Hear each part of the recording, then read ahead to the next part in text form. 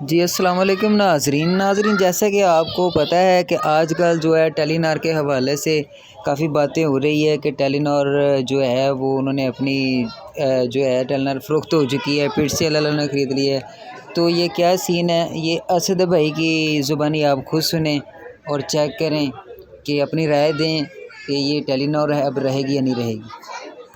السلام علیکم دوستو، ٹیلی نار نے پاکستان میں اپنا کاروبار ٹھپ کر دیا ہے اور تمام shares P T C L کو 108 ارب روپے میں فروخت کر دی ہے۔ ٹیلی نار ایک بیرونی کمپنی تھی جس کا پاکستان میں بہت بڑی انویسٹمنٹ، بہت سرمایہ تھا۔ آخر ٹیلی نار کے سی ای او نے اپنا بزنس پاکستان میں بند کرنے اور اس کو فروخت کرنے کا اعلان کیا کیوں؟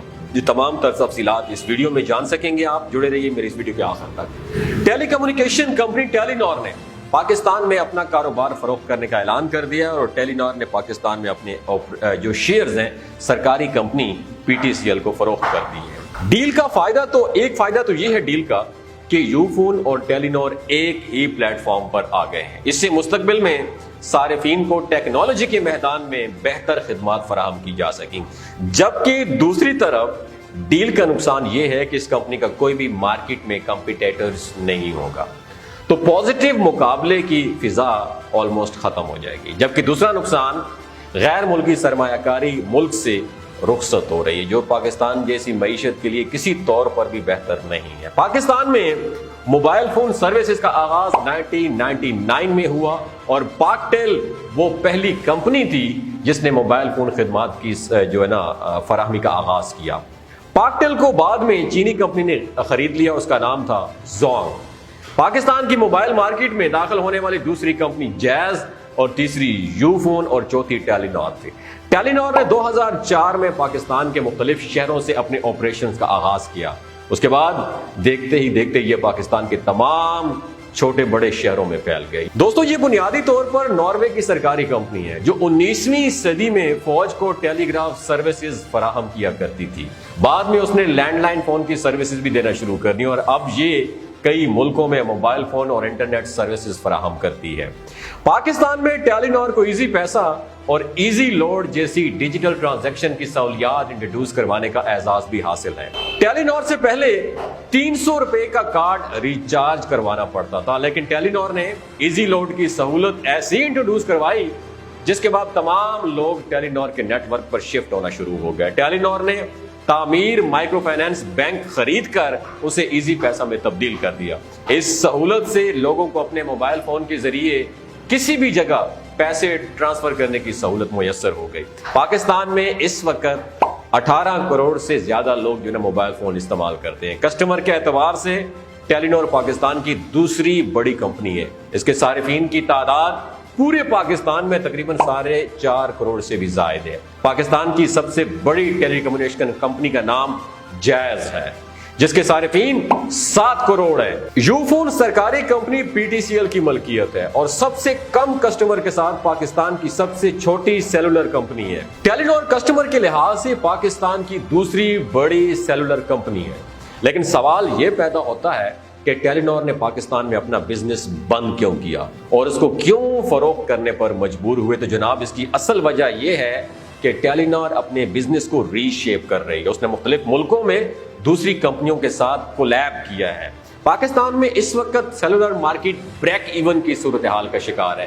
اس سے ہم سادہ لفظوں میں مستحکم صورتحال کہہ سکتے ہیں۔ یہ کیسی صورتحال ہوتی ہے جب کسی بزنس کے کسٹمر کی تعداد میں نہ تو اضافہ ہو رہا ہو اور نہ ہی کسی قسم کی کوئی کمی آ رہی ہو۔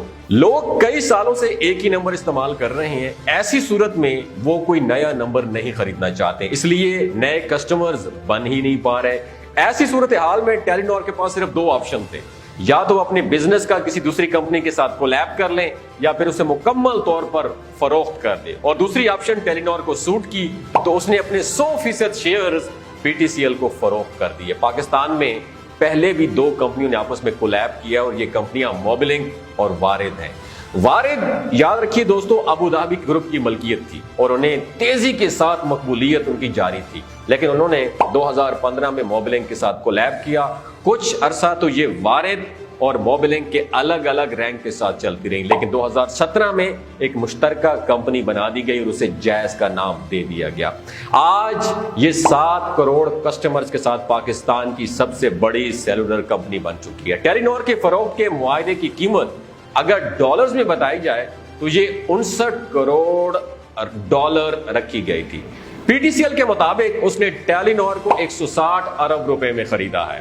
کمپنی کا سالانہ ریونیو تقریباً 112 ارب روپے سے بھی زیادہ کا ہے۔ دونوں کمپنیوں کے کولیب کا معاملہ 2024 کے آخر تک مکمل ہو جائے گا۔ اگرچہ فروخت کا معاہدہ ہو چکا ہے، لیکن ابھی بہت سارے سرکاری اداروں سے NOCs لینا بہت زیادہ ضروری ہے۔ تمام معاملات فائنل ہونے کے بعد ٹیلی نار اور یو فون تقریباً ایک ہو جائیں گے، مرج ہو جائیں گے، اور یہ الگ الگ برانڈ کے طور پر کام جاری رکھیں گے یا جیز کی طرح کوئی نیا نام انٹروڈیوس کروائیں گے، یہ بہت جلد سامنے آ جائے گا۔ اپنا اور اپنے ساتھ جڑے رشتوں کا خیال رکھیے گا۔ بہت شکریہ۔ السلام علیکم دوستو، میرا نام ڈاکٹر اسد محمود۔ اکثر لوگ پوچھتے ہیں کہ میری فٹنس کا راز کیا ہے، تو آپ کو بتاتا ہوں۔ میری فٹنس کا راز ہے سلاجید۔ گلگت بلتستان کے لوگوں کی ایوریج عمر 90 سال سے بھی زیادہ ہوتی ہے۔ You know why? کیونکہ وہ سلاجیت استعمال کرتے ہیں، کیونکہ اس کے اندر 85 منرلز ہیں۔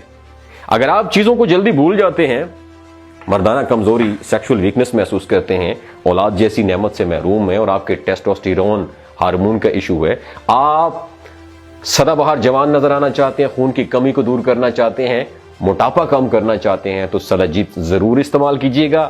یاد رکھیے دوستو، ہمیشہ آرگینک اور قدرتی چیزوں کا استعمال کریں اپنی زندگی میں، اور کیمیکل والے فوڈ سپلیمنٹ استعمال کبھی نہیں کرنے آپ نے۔ اگر آپ اس سلاجیت کو آرڈر کرنا چاہتے ہیں تو نیچے دیے گئے نمبر پہ رابطہ کریں اور ویب سائٹ کو ضرور وزٹ کیجیے گا۔ بہت شکریہ، تھینک یو سو مچ۔